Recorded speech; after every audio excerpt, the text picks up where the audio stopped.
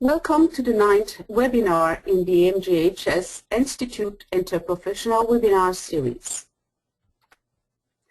My name is Pauline Lesage. I am a physician educator at the MGHS Institute for Innovation in Palliative Care.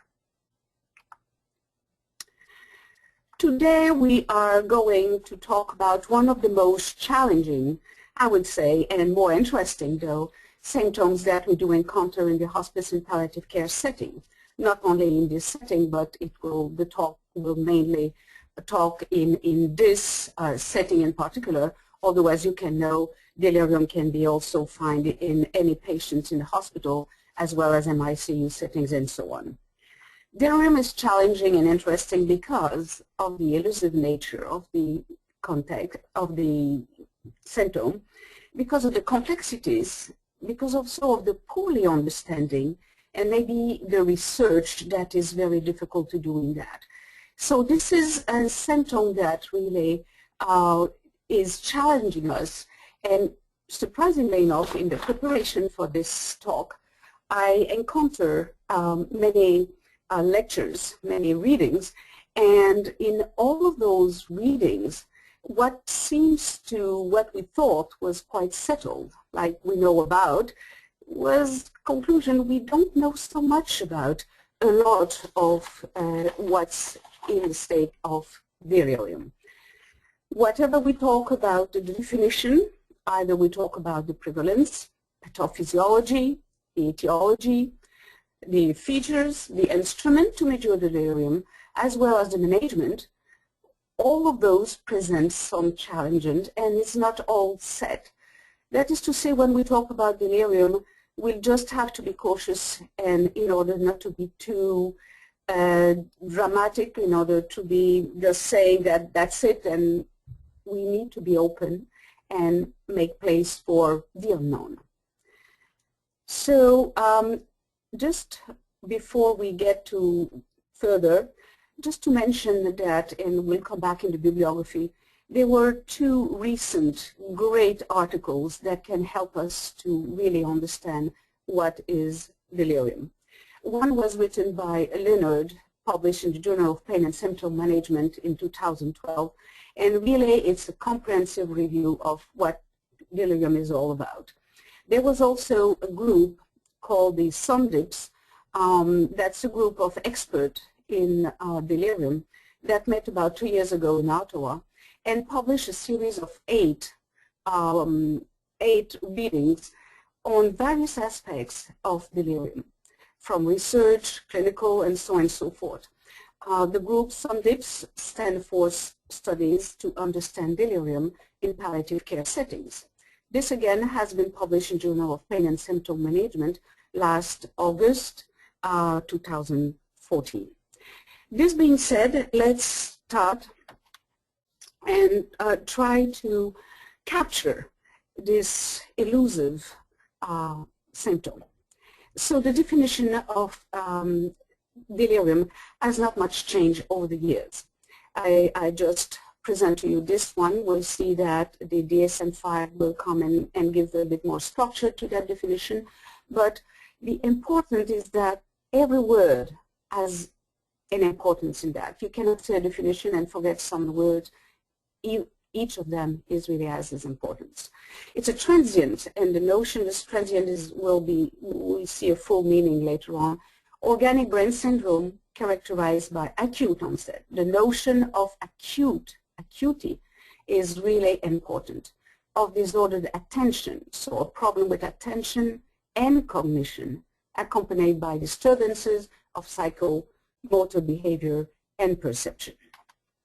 If you dissect this definition, you will have the following. Syndrome composed of disturbances in consciousness, in attention, in cognition, the onset being abrupt and fluctuating over the course of disease. And those two, abrupt onset and fluctuating course, are extremely important. We'll see, we have a slides later on that distinguish the delirium from the dementia. And you will see that this was probably the item that distinguished them the most. It can be hyperactive, it can be mixed, So we are going to come back to this. I just want to open and close parentheses to this. This is again in our reading, something that you will encounter, what it's called SSD, or subsyndromal delirium. Simply to say that it's kind of an intermediate between full syndrome and no delirium. That is to say, you have some elements, some core curriculum symptoms, but you don't have all of them. So you may have a problem with the cognition, with the perception, but not necessarily having the full-blown in the arousal, and so on. And again, the severity of the scores on the rating scales may be below the diagnostic, so it can be not so severe. So you have some delirium, but not a full-blown delirium. Let's go back a little bit with the definition and some important items that we have to deal with delirium.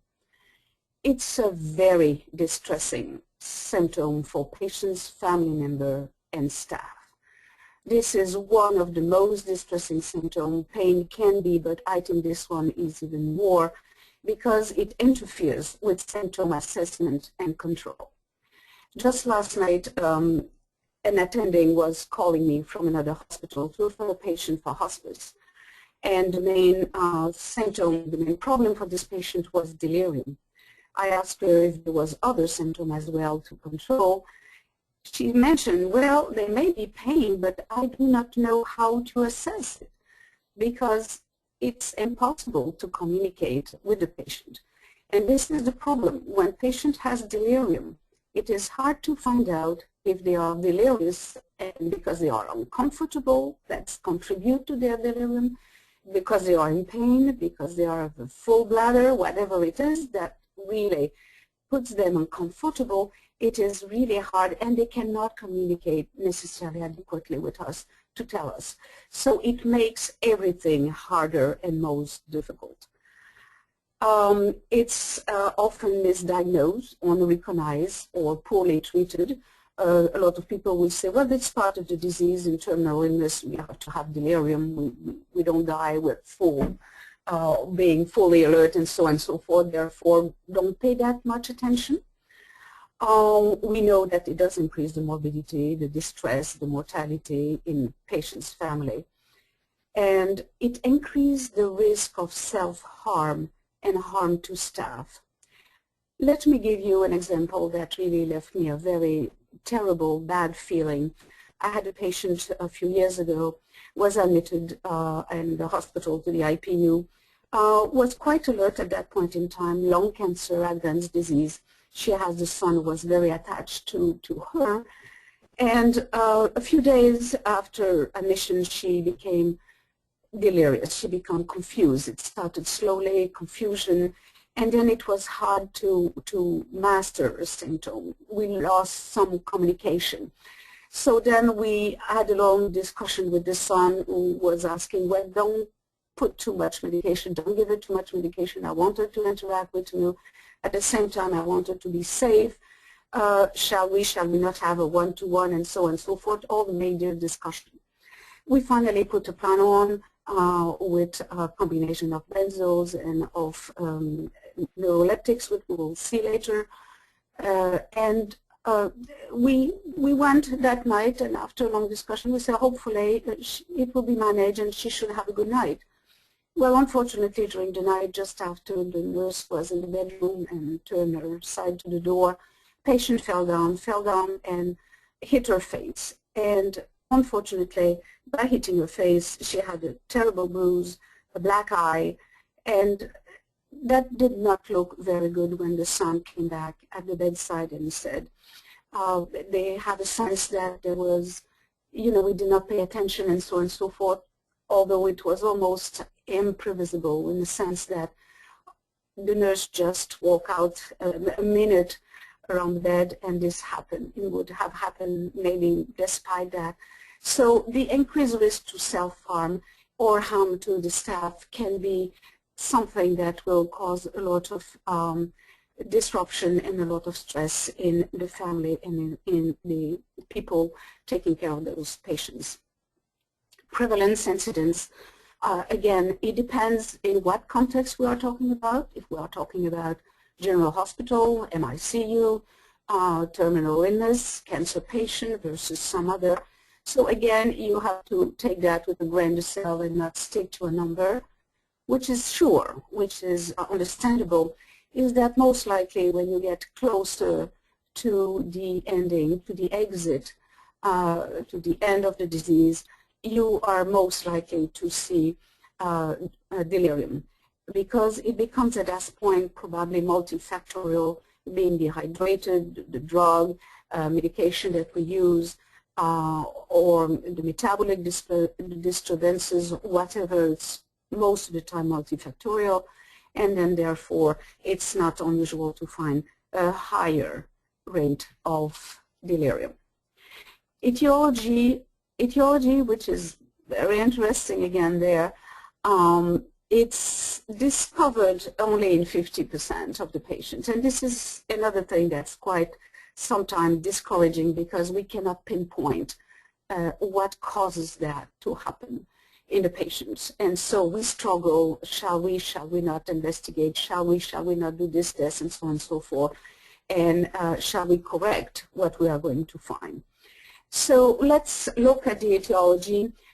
In the case of cancer patient, it can be cancer related, meaning you can have a brain tumor or meningeal disease, so on and so forth, can be radiation induced, chemotherapy, so on.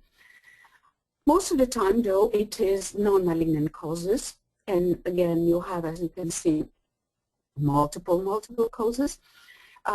Metabolic abnormalities, very, very common, electrolyte imbalance, calcium, potassium, name it, dehydration, organ failure, either liver, renal, both of them, medication side effects, common, we all know that sometimes we start medication or just the increase of the medication.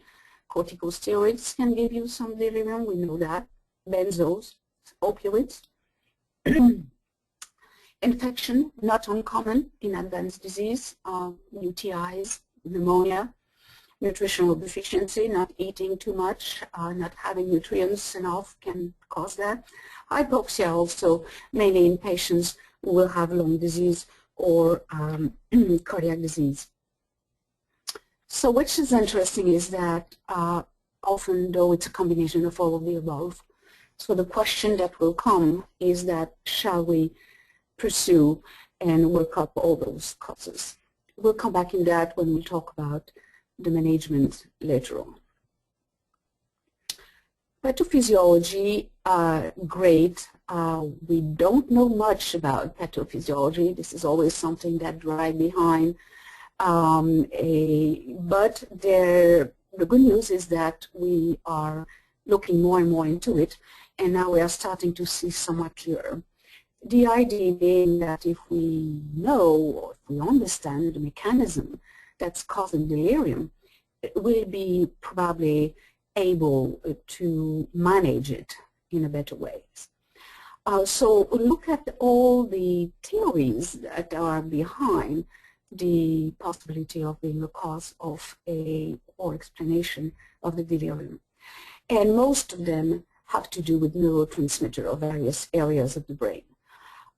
It's not surprising now that we know more and that we can investigate further the neurotransmitter of the brain. It seems that a lot of what we do see or explanation that we're missing in medicine are really explainable now with the neurotransmitter.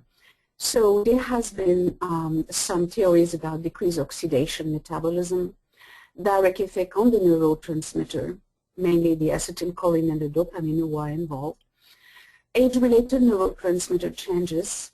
We wonder if in the elderly population, delirium being so often common, could that be that there's a change or an aging in the neurotransmitter? Inflammatory cytokines that will explain maybe in cancer patients. We know that there's all kind of inflammatory cytokines. So could that be? If it is the case, then maybe anti-inflammatory may be helpful to control the delirium. Stress reaction and changes in intraneural signals of other kind. It seems, though, that the leading theory at this point seems to go towards decrease in cholinergic activities and increase in the dopaminergic activities. So that is where we concentrate our research at this point in time, not with the exclusion of the other theories. Let's go back to clinical and let's see how delirium will present itself. And it's going back to, again, the definition. Recent onset. So this is very important. It is not something that's going on for a long period of time. This is something that's brand new. Like my patient who came in was okay, and one day, 2 days, the next day, not okay, confused.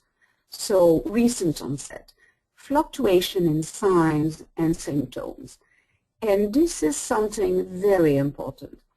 Contrary to dementia, where a patient is confused, and that will be all along, that will not fluctuate through the day. But delirium can fluctuate, and this is very confusing for everybody and create a lot of difficulty of understanding from the part of the family, because oftentimes they will interpret things differently. They will say, I come back this morning and the patient was talking to me clearly. He was clear, he expressed that, and everything seems to be not so bad. You make your round a few hours later and then you have a patient who is totally not the same, who is confused, cannot answer her name properly, the time of the day, and so on. So this fluctuation of signs and symptoms through the day does not help us to really have a good grasp of that, because especially for family, they have a sense that, well, what's wrong? There's something that's wrong. Clinical variants, hypoalert, hypoactive, hyperactive, and mixed. We'll come back on the variation, and you already could see that some hyperalert will be probably easier to diagnose than the hypo, correct. Essential elements. So here are the 4 categories of elements that you need to have a full-blown delirium.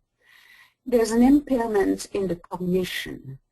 The memory is not intact. The memory is impaired. There's some confusion also. Patient is not aware.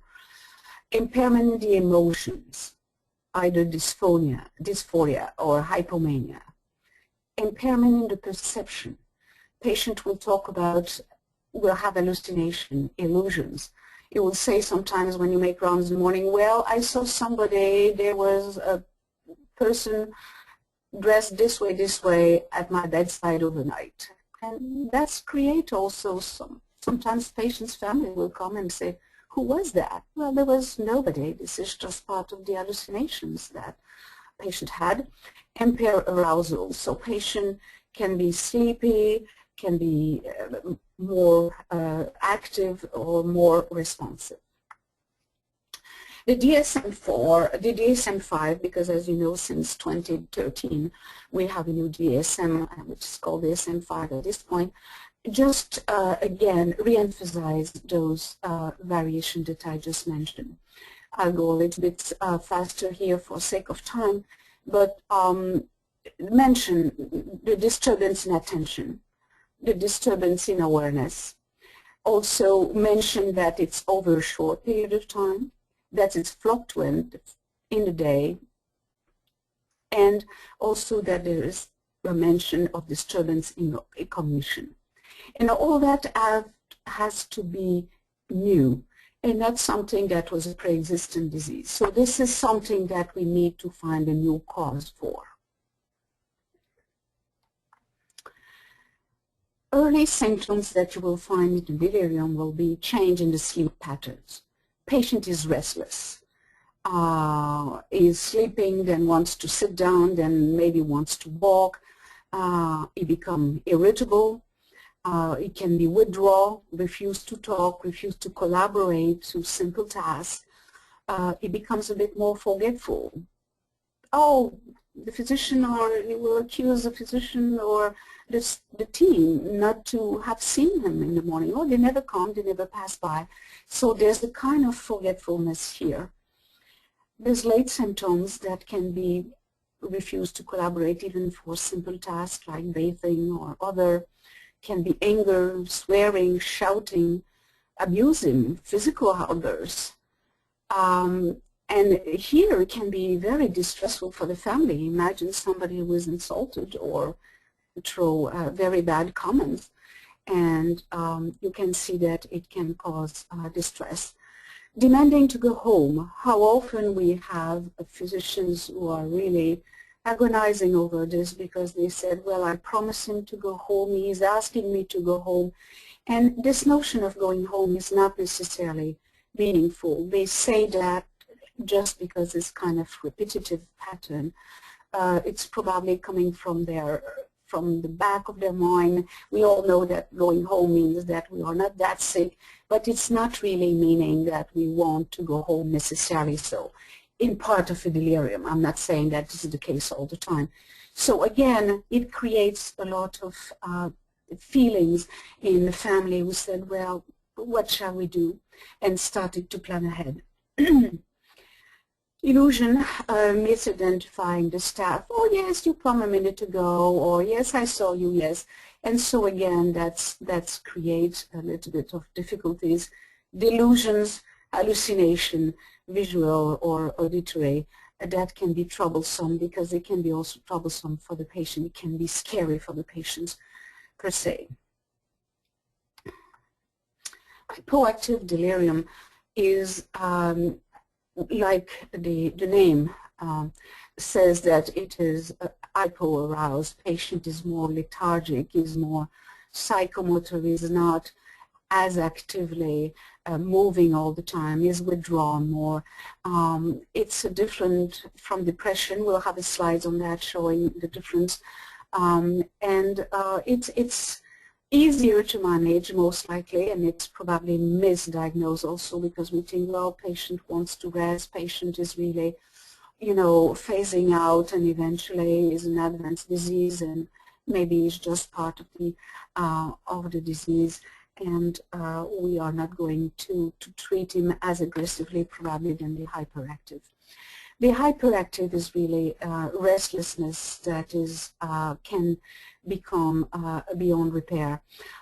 It's so frustrating, a patient moving constantly, do this, do that, and then you will see that in the management we will need to talk to the family about, again, slow down on the movement because we cannot respond to all the patient wants to do. It can drive anybody out of their mind because it becomes almost impossible to manage at one point in time. Assessment instrument, there's multiple assessment instruments. There's about 26 of them, and they are all variable in the time that they will take, in the intensity of the symptoms that they are going to measure. And for their goal also, some are really made for if you do research, intensive research, and I don't think they are practical for daily life at the bedside. In the palliative care setting, there has been only 2 instruments that were validated, and one is the CAM, the Confusion Assessment Method, and the other one is the Memorial Delirium Assessment Scale. So that has been validated. Then again, not validated in great studies, but on a certain number of patients. You understand that doing research and doing validation is not easy in the case of a delirium.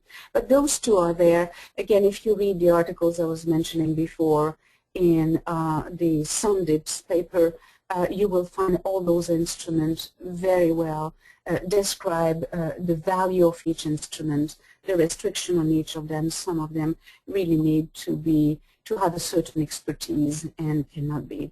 I would say that for practical reason, the everyday by the nurse, just mentioning the agitation, the confusion of the patient can be good enough to help us manage the symptoms. Now look at that. There will be 2 slides, one distinguishing delirium from dementia. And if you look at that, what is interesting is that as I was mentioning before, that the fluctuation over the day and the attention deficit are really a mark of the delirium, much more so than of the dementia. The dementia, it does not fluctuate through the day. You are not fluctuating, you don't have the ability, if you don't respond well, if you are at a certain level of your dementia, you're not going backwards. It's constant. Also, one of the major thing will be that the ankle and speech, also the perceptual disturbances will be much more common with the delirium, and the nocturnal exacerbation, meaning the fluctuation through the day will be, through the night in this case, will be more present in the delirium than in the dementia. Now, if you compare the depression with the hypoactive delirium, you can see that hypoactive delirium is not depression, in a sense that depression takes a longer time to family. As you can see, temporal onset is slow, while in delirium it is more abrupt. It's also a lot of disturbance in perception, as we mentioned, much more frequent in the hypoactive delirium than in the depression. There's usually no family history in the delirium. And also the arousal is usually normal in depression, where it can be in the hypoactive, it will be hypoarousal. Let's look into the management, because again, big surprises if we think that we are using category of medication to manage delirium.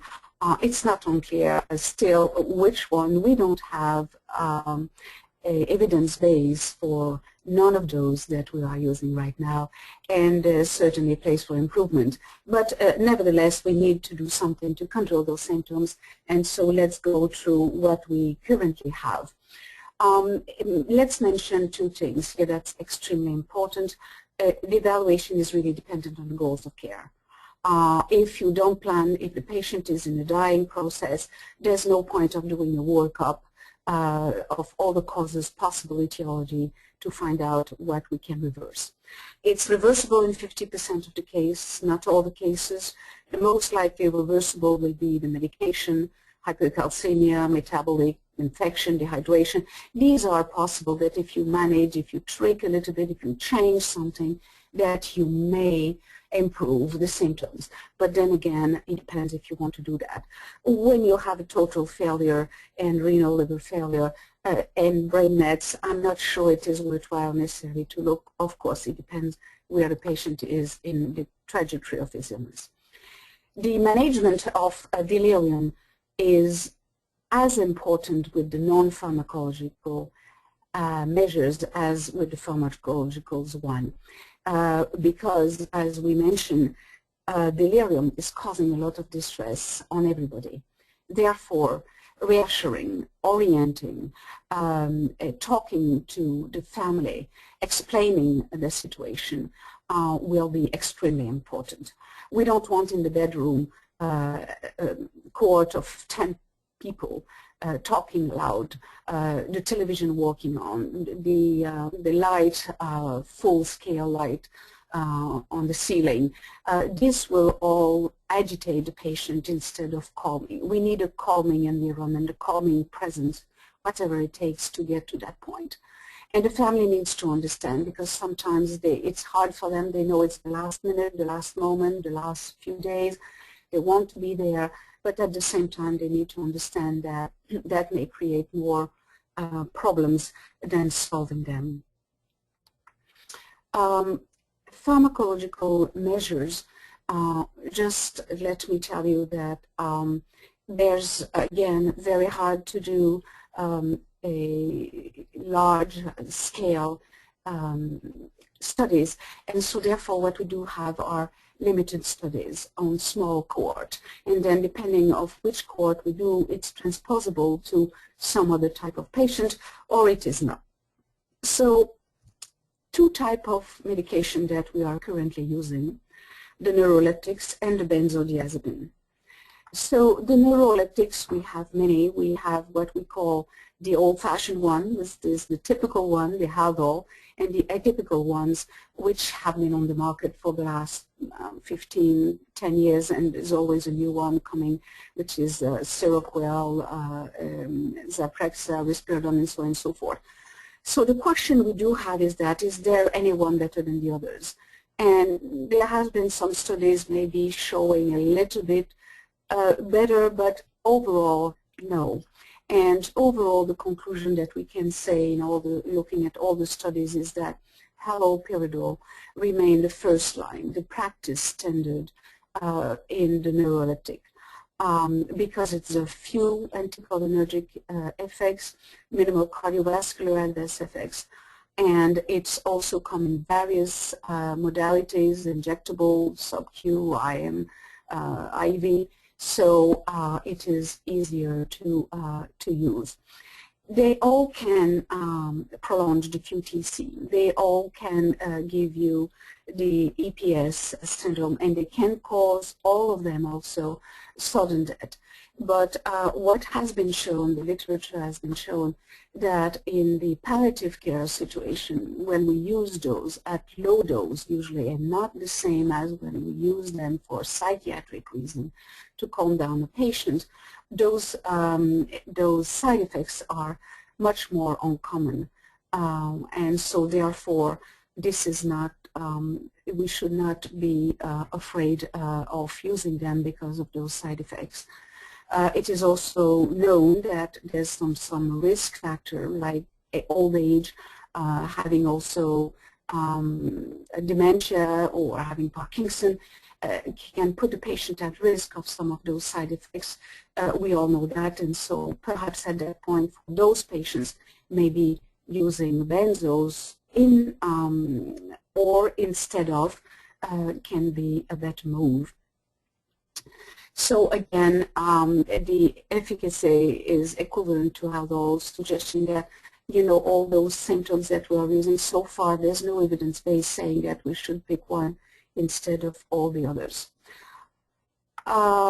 Let me say a word on the benzos. The benzos are welcome in the management of delirium when there's a terrible agitation that you won't be able probably to control only with the neuroleptics.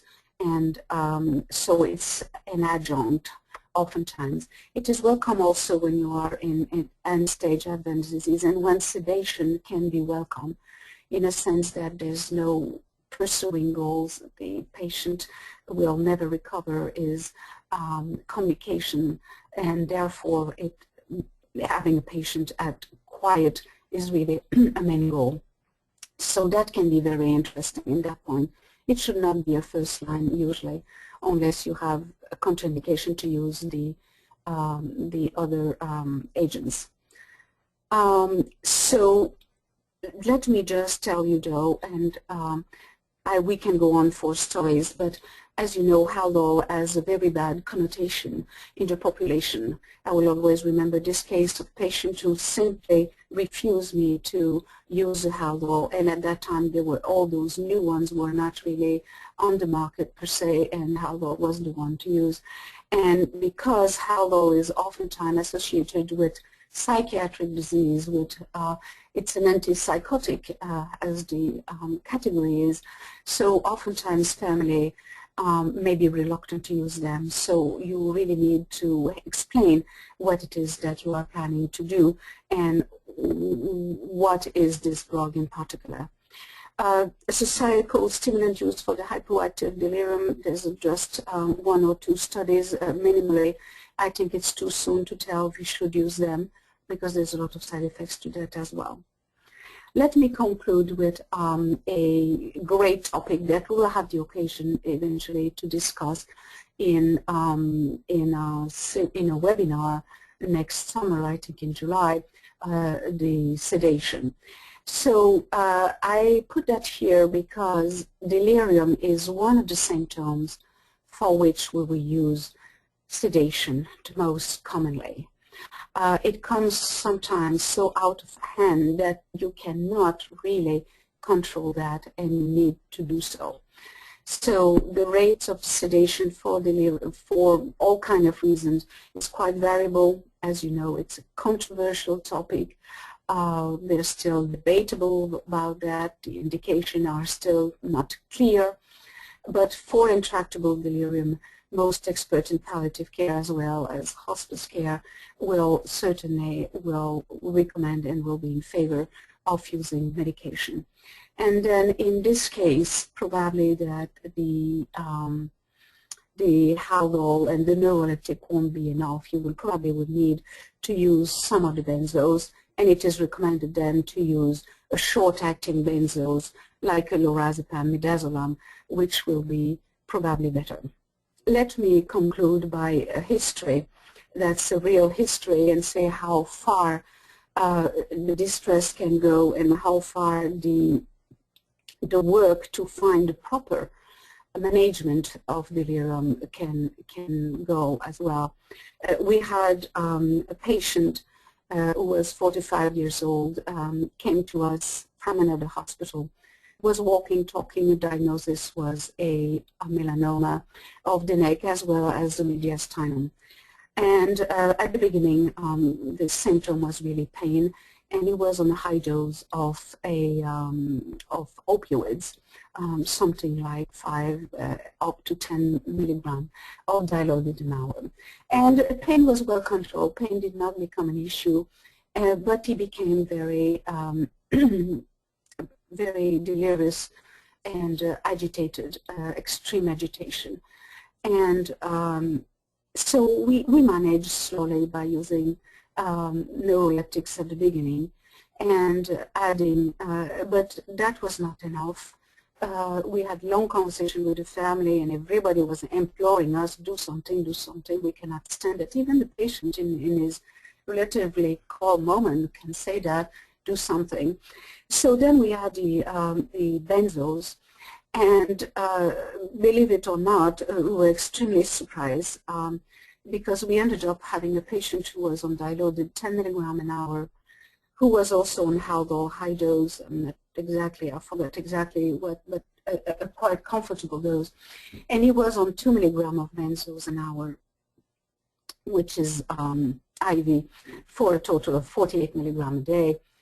Despite all of that, this patient was still not calming down. We were still having some bouts of extreme agitation.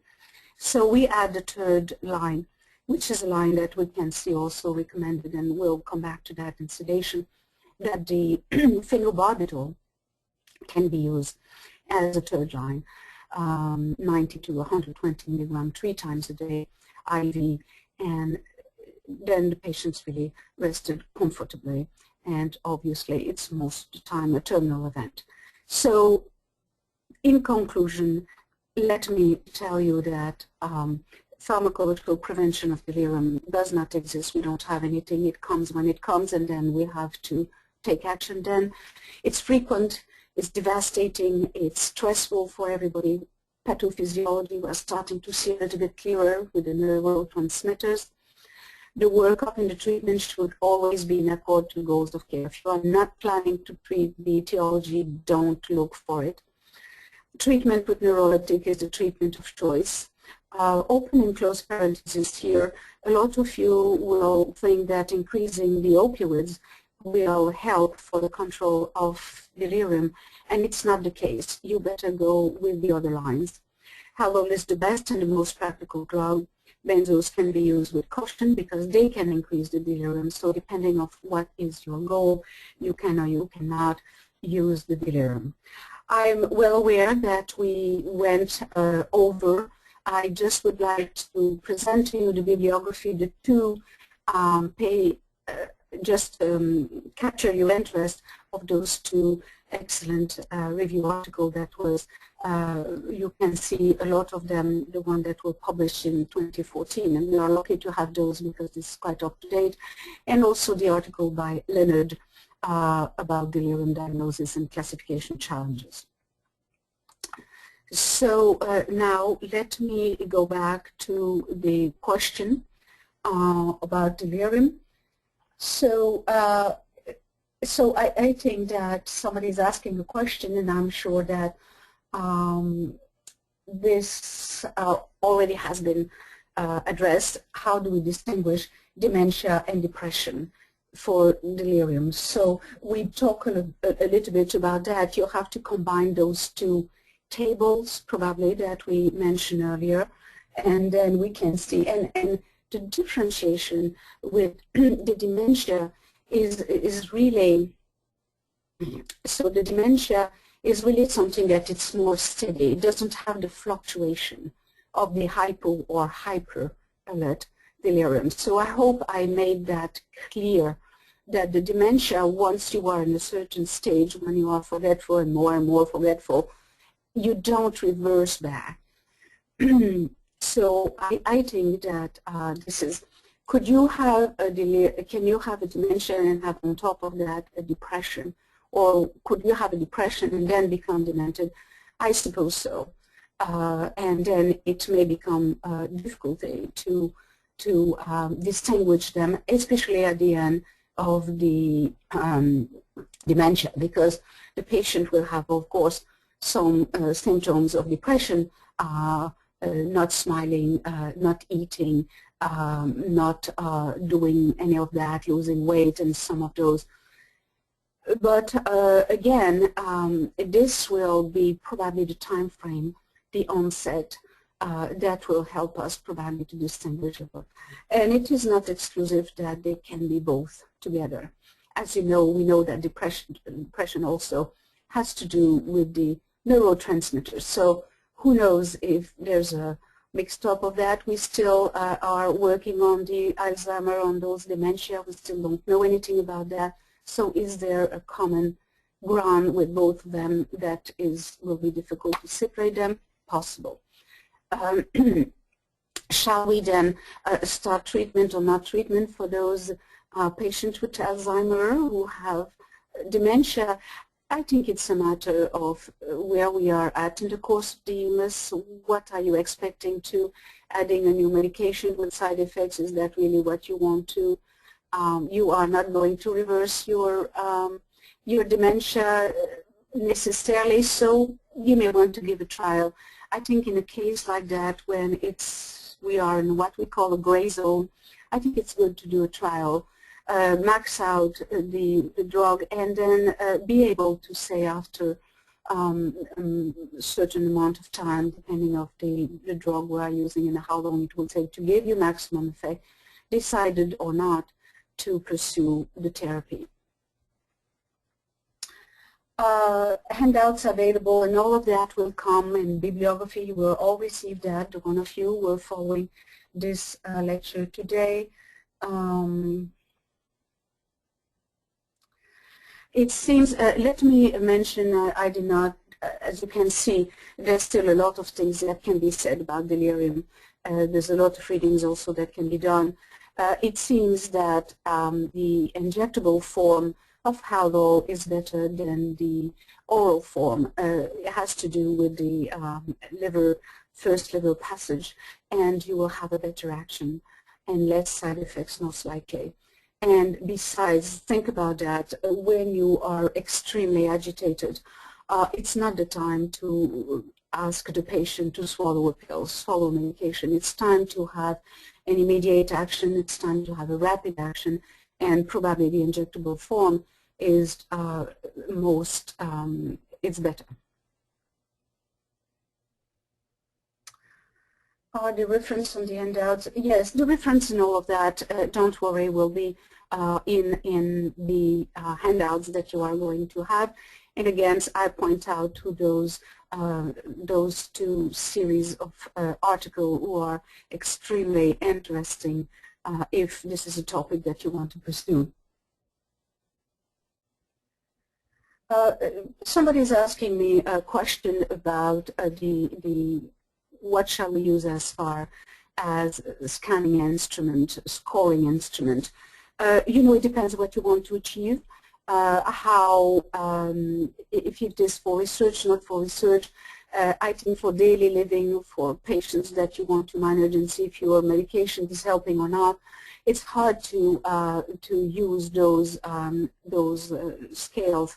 The CAM is a simpler one, perhaps it's a more observational. We observe if there's change in perception, in the forgetfulness and so on and so forth. But some other has to do with the severity. And so then you have to be trained in doing those, and it's a scoring system.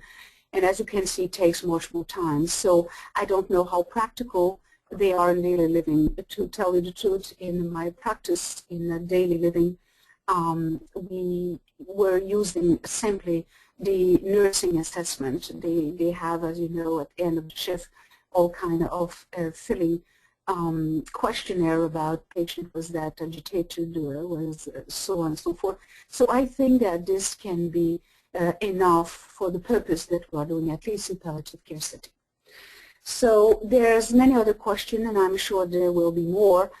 This is a topic, as I said, that was extremely challenging because it caused a lot of distress, not only for the patients and family, but also for us as physicians or as any member, part of the interdisciplinary team.